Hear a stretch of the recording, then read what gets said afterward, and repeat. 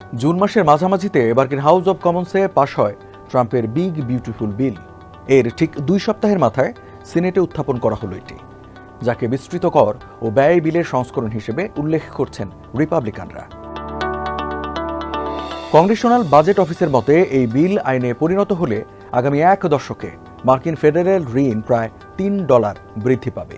Walton is a global brand. World class innovation নিয়ে ওয়ালটন এখন দেশের সীমানা পেরিয়ে পৌঁছে গিয়েছে 50টিরও বেশি দেশে। ওয়ালটন, ঘরে ঘরে বিশ্বজুড়ে। বিভিন্ন খাতে কর কর্তনের প্রস্তাব করা হয়েছে বিগ বিউটিফুল বিলে। দেশের ইতিহাসে এটি রেকর্ড পরিমাণ কর কর্তন বলে দাবি করেছেন মার্কিন প্রেসিডেন্ট ডোনাল্ড ট্রাম্প। এই কর কর্তনের পর রাজস্ব সংগ্রহ প্রক্রিয়া নিয়ে দ্বিধাগ্রস্ত রিপাবলিকানরাই। তবু নির্ধারিত সময়ের মধ্যে ট্রাম্পের প্রস্তাবিত বিগ বিউটিফুল বিলকে আইনে রূপান্তরের চেষ্টায় আছেন রিপাবলিকানরা। এবার এক নজরে দেখে নেওয়া যাক ট্রাম্পের বিগ বিউটিফুল বিলের প্রধান ইস্যুগুলো কি কি। নির্বাচনী প্রচারণার সময় প্রতিবন্ধী ও বয়স্ক ব্যক্তিদের মাসিক ভাতা থেকে কর আদায় বন্ধের প্রতিশ্রুতি দিয়েছিলেন ডোনাল্ড ট্রাম্প। এই বিলে সেই প্রতিশ্রুতি পুরোপুরি রক্ষা না হলেও 65 বছরের বেশি বয়স্কদের ক্ষেত্রে $4,000 কর ছাড়ের প্রস্তাব রয়েছে, যা 2025 থেকে 2028 সাল পর্যন্ত কার্যকর থাকবে। ফেডারেল করদাতারা রাজ্য কর পরিশোধের ক্ষেত্রে $10,000 পর্যন্ত ছাড়ের সুযোগ পান।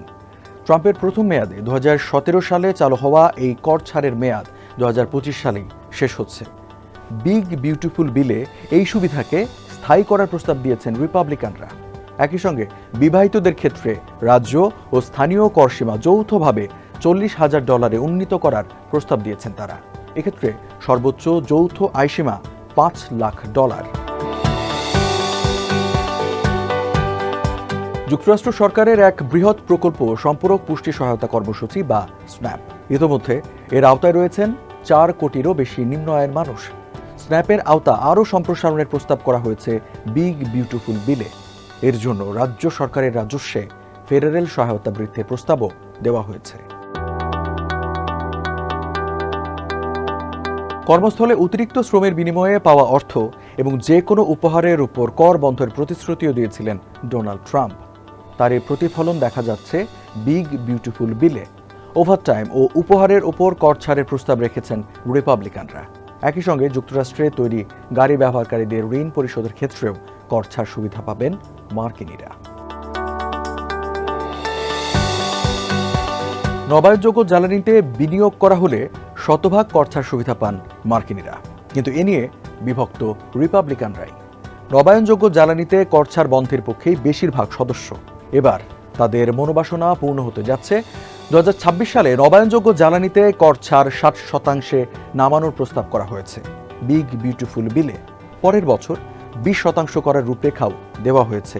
2028 সালে নবায়নযোগ্য জ্বালানিতে কর ছাড় 0 করার পরিকল্পনা রিপাবলিকানদের। স্বল্প আয়ের মানুষদের স্বাস্থ্যসেবা নিশ্চিতে মার্কিন প্রশাসনের এক অনন্য উদ্যোগ মেডিকেড, যা মূলত ফেডারেল ও রাজ্য সরকারের যৌথ অর্থায়নে পরিচালিত স্বাস্থ্য বীমা। এই মেডিকেড প্রোগ্রামে বেশ কিছু পরিবর্তনের প্রস্তাব রাখা হয়েছে রিপাবলিকানদের বিগ বিউটিফুল বিলে। তবে এই সুবিধা পেতে দেওয়া হয়েছে কিছু শর্ত, যার মধ্যে অন্যতম প্রাপ্তবয়স্কদের জন্য কাজের বাধ্যবাধকতা। মেডিকেড স্বাস্থ্য বীমার জন্য যোগ্য হতে অবশ্যই মাসে 80 ঘন্টা কাজ করতে হবে মার্কিনীদের। 6 মাস পর পর তালিকা পুনর্নবায়নের প্রস্তাবও রাখা হয়েছে এতে। একই সঙ্গে সুবিধাভোগীদের অন্যান্য উৎস থেকে আয়ের তথ্য দিতে হবে। যত দ্রুত সম্ভব বিগ বিউটিফুল বিলে সিনেটের অনুমোদন পেতে চান রিপাবলিকানরা। জুলাই মাসের শুরুতেই একে আইন হিসেবে কার্যকরের লক্ষ্য তাদের। কিছু পরিবর্তনের বিষয়ে দ্বিমত থাকলেও এই বিল সিনেটে পাশ হওয়ার সম্ভাবনা দেখছেন বিশ্লেষকরা।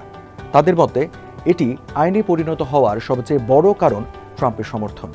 সামাজিক যোগাযোগ মাধ্যমে ট্রাম্প লিখেছেন, মার্কিন সিনেটে আমাদের বন্ধুদের কাজের সময় এসেছে। যত দ্রুত সম্ভব এই বিল আমার ডেস্কে পাঠানো উচিত।